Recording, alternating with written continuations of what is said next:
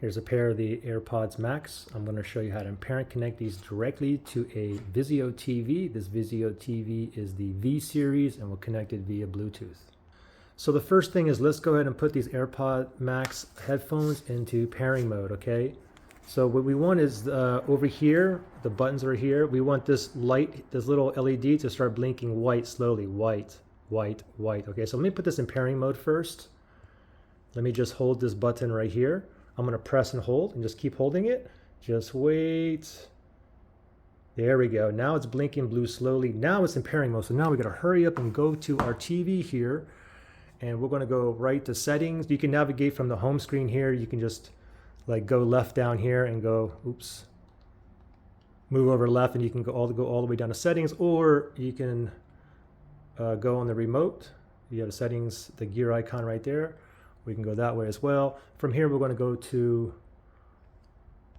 now if you see pair headphones, that second one, you can go there. Okay, if you don't see that, no problem. Just go down to all settings. Oops, all settings right there. Let's select that, and then now let's go down to where it says Bluetooth devices and remote right there.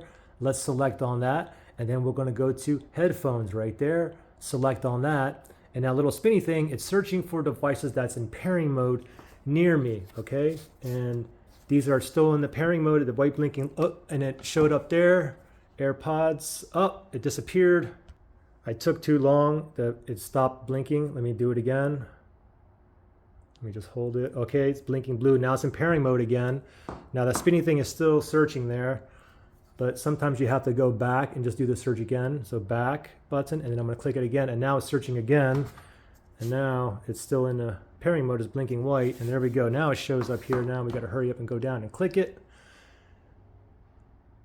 Okay, so it has been connected. We get a check mark, AirPods Max. And there you go, we're up and running. Let me put the headphones on and see if the volume rockers work.